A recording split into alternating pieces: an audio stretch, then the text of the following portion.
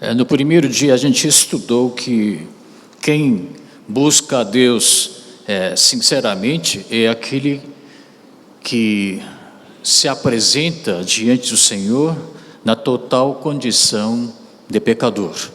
Este entra na casa de Deus, pecador, mas quando sai, após ter se encontrado com Deus, Senhor, bondoso, volta para casa, para o trabalho, para o mundo, justificado. Eu dei Zaqueu como exemplo. No segundo dia, nós vimos aquele que busca a Deus espontaneamente. E falei que há 3 maneiras de a gente buscar a Deus. A primeira maneira é após você ter fracassado, ter cometido pecado, apanhou muito, praticamente obrigado a buscar novamente a Deus, e citei como filho pródigo, como exemplo. Não é a maneira mais sábia, mas ainda é válida. A segunda maneira pela qual o indivíduo pecador busca a Deus é após alguém ter pego você em flagrante cometendo pecado, ou alguém ter acusado você frontalmente de pecado ou do pecado que você tenha cometido. Eu citei o rei Davi como exemplo. A terceira maneira, que é ideal, mais sábia, é você buscar a Deus espontaneamente, antes que o mal lhe atinja, de modo preventivo. Então você busca a Deus, e eu falei que entre essas 3, a última é a melhor, é a mais sábia. E eu recomendei que vocês buscassem a Deus este ano, através dessa terceira maneira. Hoje nós vamos estudar, buscar a Deus com coração e alma. Eu recomendei que nós busquêssemos a Deus espontaneamente, mas buscar espontaneamente com que atitude? Com coração e com toda a alma, com toda disposição. Para tanto, eu gostaria que você abrisse a sua Bíblia, Velho Testamento, segundo livro de Crônicas, capítulo 15. Segundo livro de Crônicas, capítulo 15, versículos 10, 11 até 15. Então, segundo Crônicas 15, versículo 10 a 15, eu farei a leitura. Eles se reuniram em Jerusalém no 3º mês do 15º ano do reinado de Asa. Naquela ocasião, sacrificaram ao Senhor 700 bois e 7.000 ovelhas e cabras do saque que haviam feito. Fizeram um acordo de todo o coração e de toda a alma de buscar o Senhor, o Deus dos seus antepassados. Todo aquele que não buscasse o Senhor, o Deus de Israel, deveria ser morto, gente simples ou importante, homem ou mulher. Fizeram esse juramento ao Senhor em alta voz, bradando ao som de cornetas e trombetas. Todo o povo de Judá alegrou-se com o juramento, pois o havia feito de todo o coração. Eles buscaram a Deus com a melhor disposição. Deus deixou que o encontrassem e lhes concedeu paz em suas fronteiras. Amém? Irmãos, buscar a Deus espontaneamente, de todo o coração, de toda a alma, é a melhor maneira de você usufruir da bênção de Deus.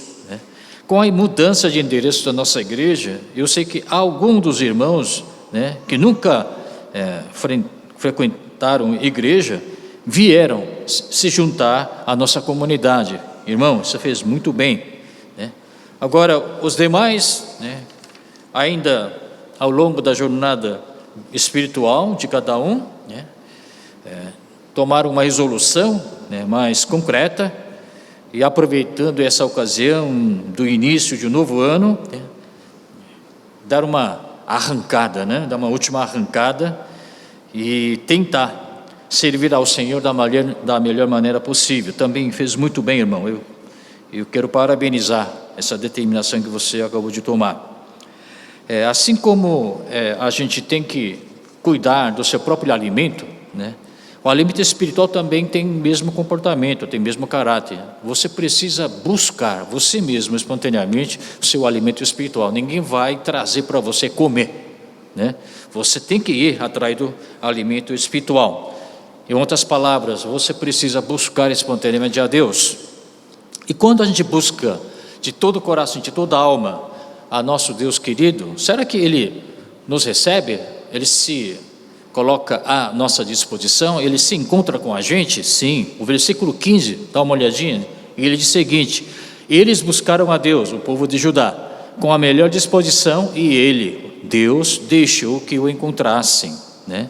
Então, quando a gente busca a Deus, né, Ele deixa que nós o encontremos.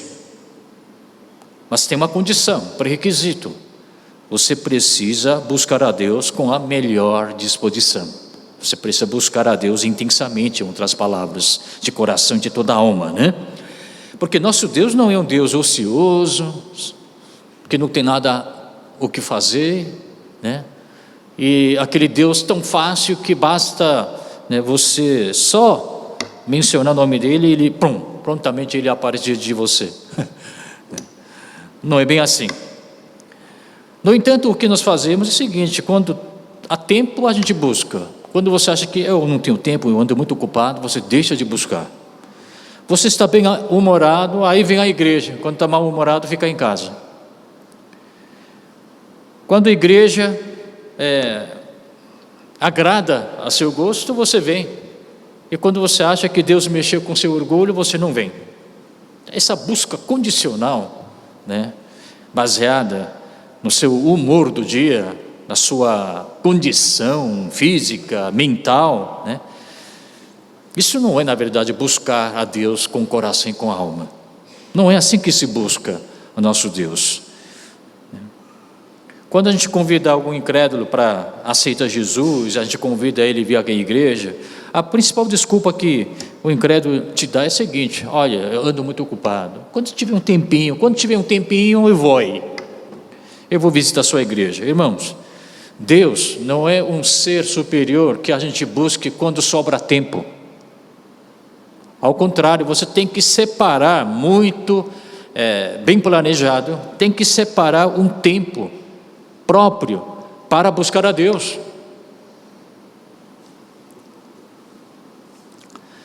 Se você buscar a Deus quando sobra tempo, já começou mal.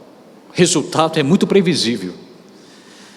Alguns buscam a Deus de modo muito leviano, muito superficial, e ainda dizem que, puxa, Deus não existe, procurei tanto e não achei. Irmão, nosso Deus é um Deus que precisa ser buscado, não com superficialidade, não de maneira leviana, mas de maneira intensa, de maneira sincera, de todo o coração, com toda a alma. O texto de hoje diz que não somente o rei Asa, mas o povo inteiro, todo o povo de Judá, uma nação inteira buscou a Deus. Em outras palavras, não foram apenas sacerdotes que buscaram a Deus, não foram apenas profetas que buscaram a Deus. Em termos atuais, eu diria, não foram apenas pastores, evangelistas, presbíteros que buscaram a Deus. Foi a nação inteira, o povo inteiro. Bem que eu gostaria que o Brasil inteiro buscasse a Deus, ou pelo menos a igreja brasileira como toda buscasse a Deus. Gostaria que pelo menos a igreja Yanha, você e eu, todos nós, buscássemos a Deus com todo o coração e com toda a alma. O que significa buscar a Deus com todo o coração e com toda a alma? É pensar em Jesus Cristo 24 horas por dia. Não é isso que acontece quando você se apaixona por alguém? Pensa na sua namorada, no seu namorado, 24 horas por dia. Isso não significa que você deixe de trabalhar e entre aqui na igreja, desde de manhã até altas horas da noite, só ficar orando e lendo a Bíblia. Não é bem isso que estou querendo dizer. Estabelecer prioridades e colocar Deus como prioridade número 1.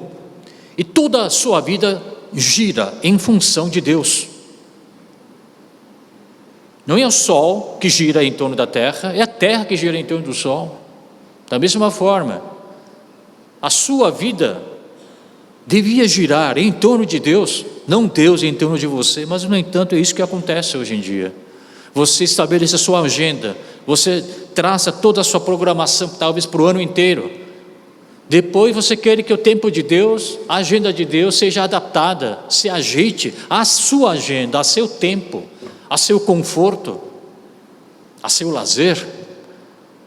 Isso não é buscar Deus com todo o coração, com toda a alma. Que ousadia você tem de dizer que não, eu busco meu Deus com todo o coração, com toda a alma, quando você prioriza a sua agenda, seu itinerário, suas viagens, antes de consultar a vontade, a agenda e programação de Deus?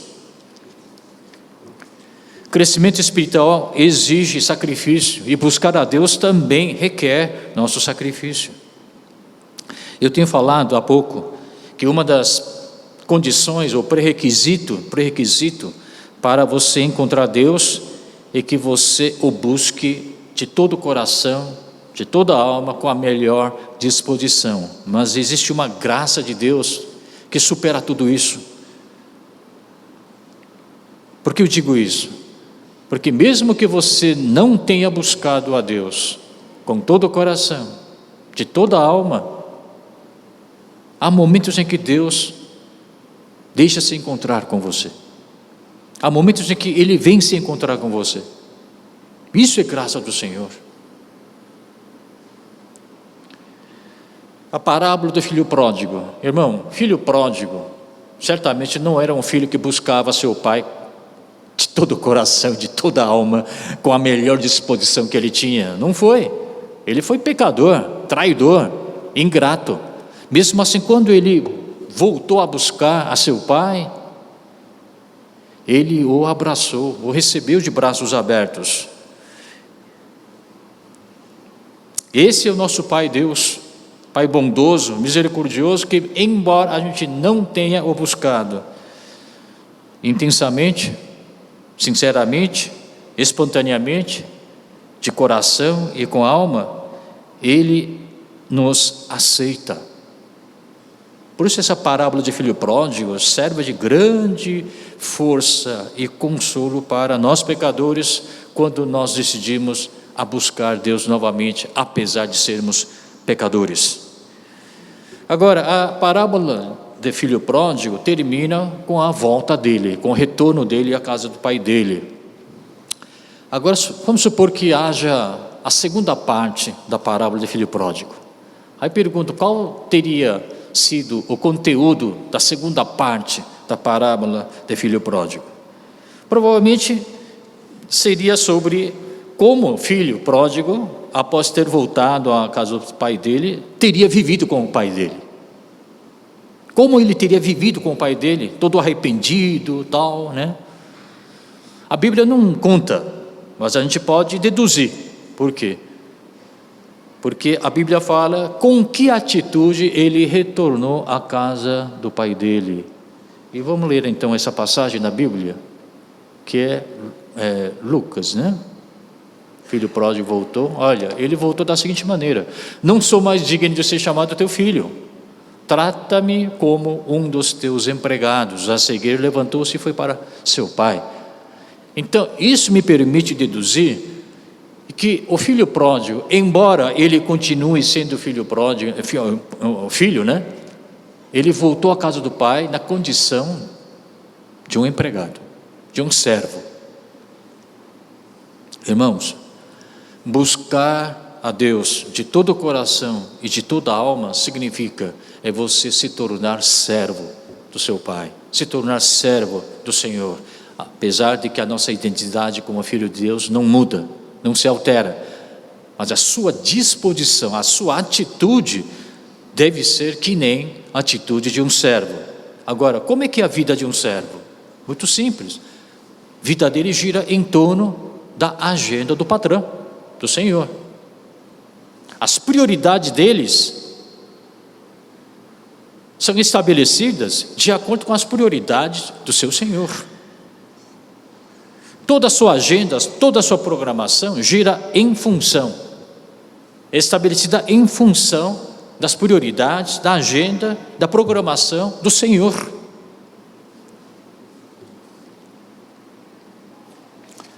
Então, como é que é esse negócio de viver como servo do Senhor? O próprio Senhor Jesus Cristo descreveu detalhadamente no livro de Lucas, capítulo 17.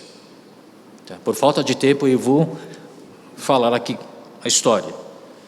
No Evangelho segundo Lucas 17, de versículo 7 a 10, diz o seguinte, né? Ele descreve exatamente como deveria ser a vida de um servo. O servo volta da lavoura, depois de ter trabalhado, né, com plantações e tal. Quando ele volta, ele não senta e já come, não. Ele prepara a comida do patrão. Em seguida, ele cinge a sua cintura e começa a servir ao Senhor enquanto ele come. E só depois que o patrão ter terminado de comer e beber, e que ele senta, prepara a comida dele, e ele come e se satisfaz. Em outras palavras, ele estabelece prioridades. Viver a vida do servo é saber estabelecer prioridades. Em outras palavras, tudo gira em torno da agenda do seu patrão. Tudo gira em torno da programação, da vontade do seu Senhor. Isso é buscar a Deus de todo o coração, de toda a alma. No entanto, a gente está fazendo justamente o contrário. A gente já escolhe datas para viagem, já escolhe datas para fazer isso ou aquilo, meu lazer, meu jogo, não sei o quê. E só depois que você vê, peraí, o culto começa não sei o quê, eu não venho. Mas tem batido, mas eu vou ter que viajar, eu vou faltar, deixa para o ano que vem. Suas prioridades, olha, prioridade do empregado vem em primeiro lugar, do que a propriedade do patrão. Empregado devia trabalhar em função do patrão, não patrão em função do empregado. Mas é isso que está acontecendo com a gente. E você tem a ousadia de dizer que eu amo Deus, eu busco a Deus de todo o coração, de toda a alma. A gente acabou de cantar dessa maneira. Quando você busca de verdade ao Senhor, né, Ele encontra você. Mas não somente encontra, vejamos o versículo 15 novamente, irmãos. Versículo 15.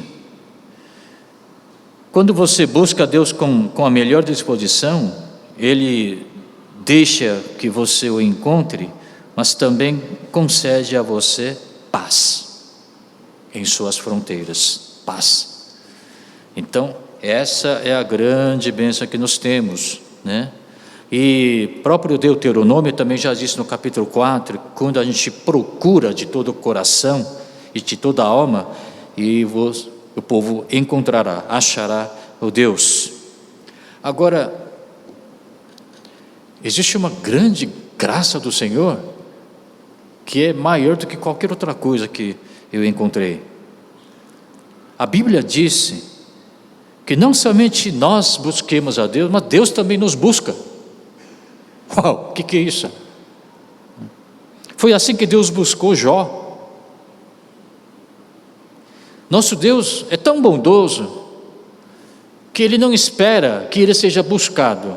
Ele não espera que o povo o busque para depois Ele reagir.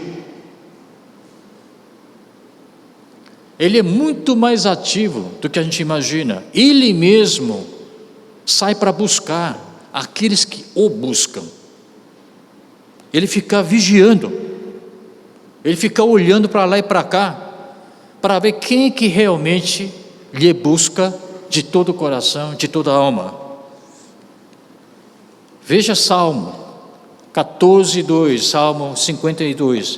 Eu gostaria que você lesse comigo, que é muito precioso esse versículo. Vamos lá? O Senhor olha dos céus para os filhos dos homens, para ver se há alguém que tenha entendimento, alguém que busque a Deus. Olha, nosso Deus é tão bondoso que Ele não fica na poltrona dele esperando, quem que está me buscando? Não, quem que veio falar comigo? Não, Ele se levanta da poltrona, do trono dele, Ele fica olhando, observando, Quem é que está me buscando de todo o coração e de toda a alma? Por que ele faz isso? Porque ele quer deixar que o povo se encontre com ele. Ele quer abençoar. Ele quer dar paz em suas fronteiras. Só que a gente só busca quando? Quando a gente está em sofrimento, quando a gente fracassa, quando a gente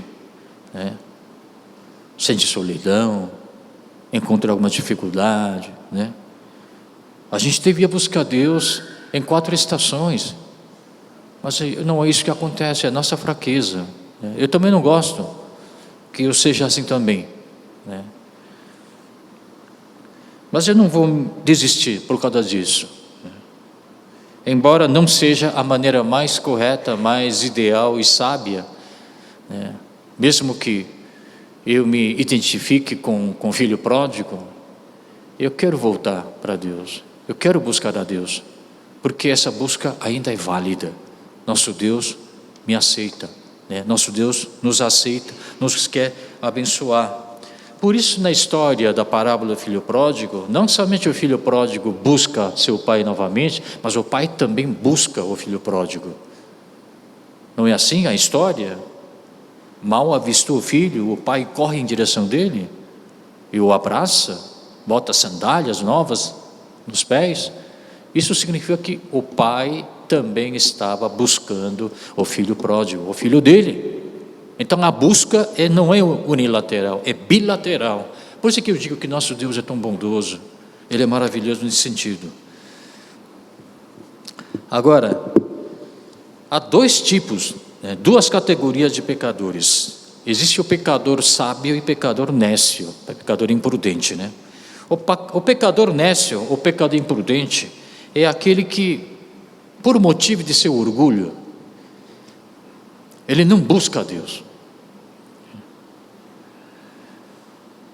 Eu sempre vivi sozinho, sem depender de Deus, da igreja.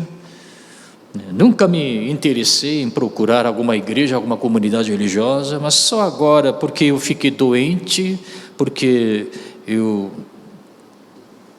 não estou indo bem, o negócio faliu, muitos problemas, com meus filhos também, e só agora, só porque eu fiquei assim, eu vou voltar para Deus. Eu não vou fazer isso não, meu orgulho não me permite fazer isso. Olha, esse é o pecador nécio, esse é o pecador bobo.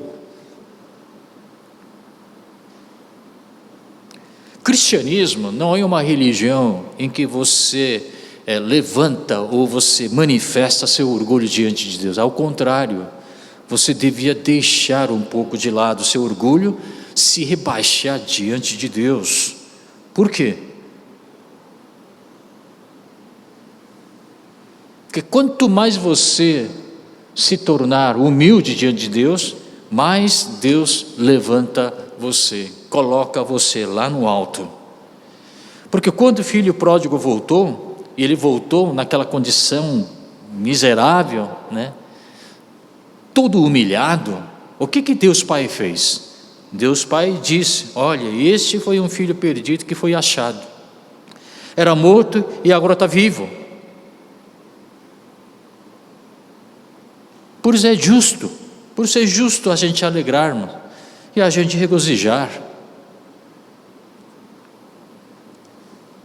Quem é que não tem orgulho na vida? Eu tenho orgulho, eu também sou orgulhoso, eu tenho meu orgulho, minha autoestima. Não é pecado ter orgulho e autoestima, Eu tenho 4 filhos para criar e já são adultos. Eu sempre procurei criar meus filhos com orgulho, que eles tenham autoestima, que aonde quer que eles vão, que eles tenham orgulho de si mesmo, orgulho de ser filho de Deus e comportar-se segundo essa propriedade que Deus nos concedeu.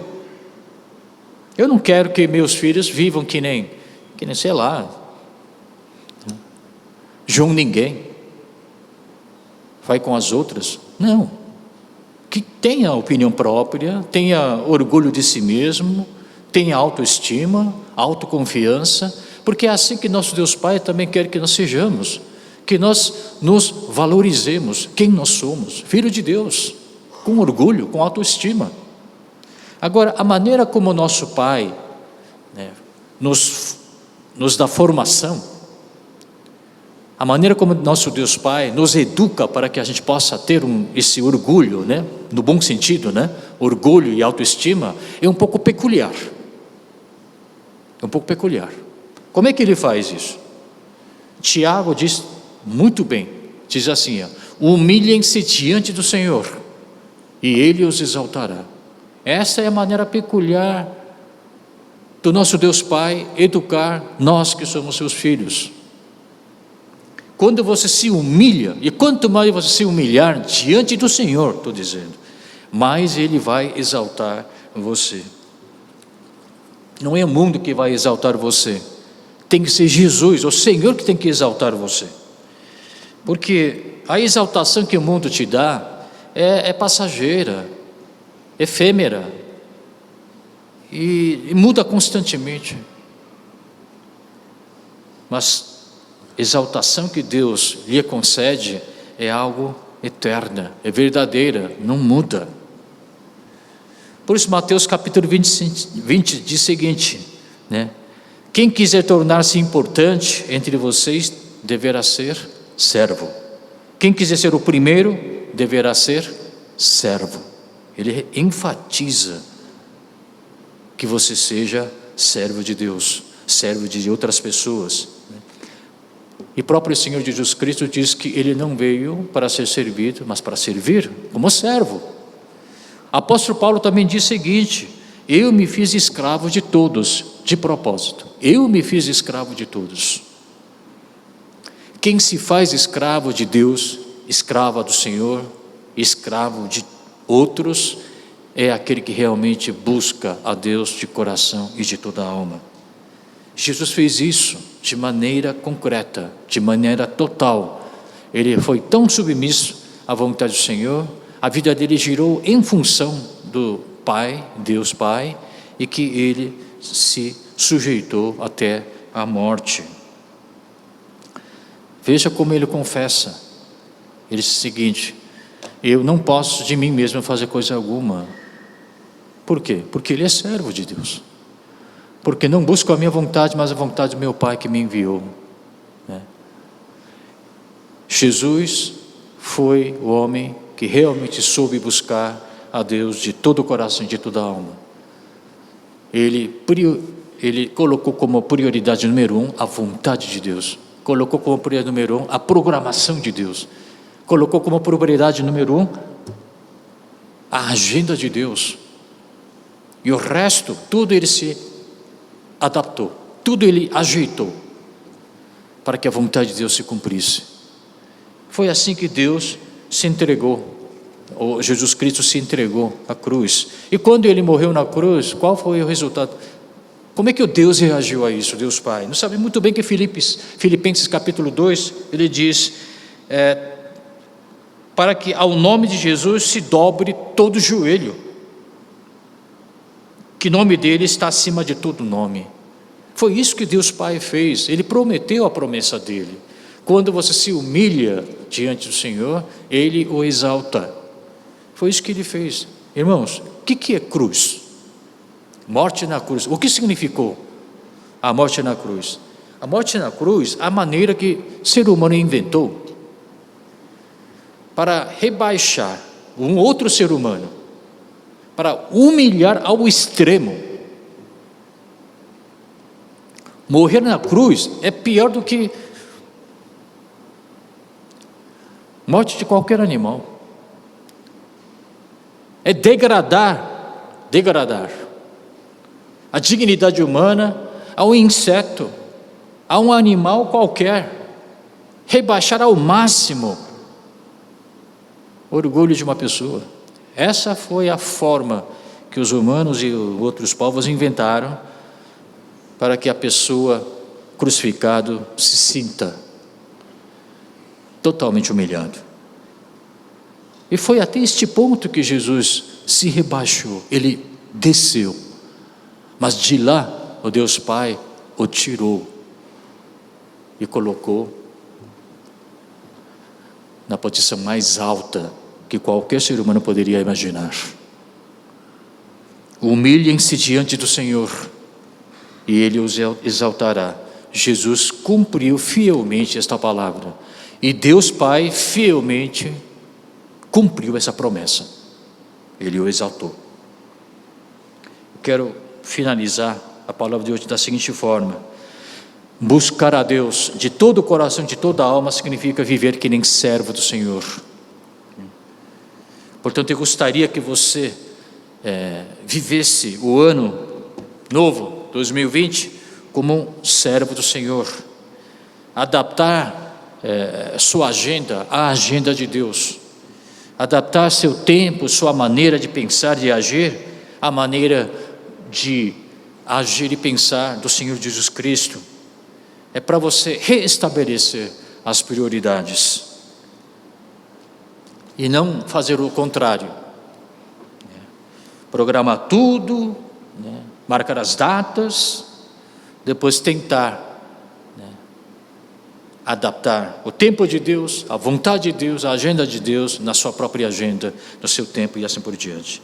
Por exemplo, eu gostaria que você olhasse as programações da nossa igreja durante o ano inteiro e tentar marcar as datas, sei lá, para viagem, para lazer, sei lá, para suas coisas particulares, de acordo com a agenda da igreja, e não fazer o contrário. Nas 24 horas de um dia, sempre há uma hora, um momento em que você consegue ter maior rendimento. Tá? Rendimento, eu digo, rendimento mental, espiritual, tudo mais. Então reserve essa hora para oração, para a leitura bíblica e a reflexão sobre a palavra de Deus. Praticar caridade, boas ações, sejam suas prioridades, sejam suas prioridades sobre os momentos de seu lazer, de prazer e assim por diante.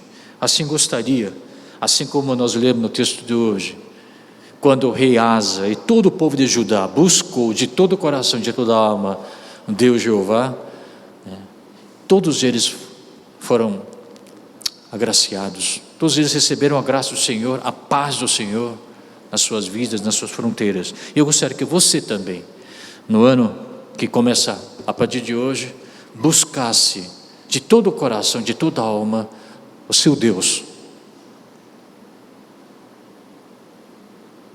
Viver em função da agenda, viver em função da vontade do nosso Deus Pai. Curve a sua cabeça, irmão.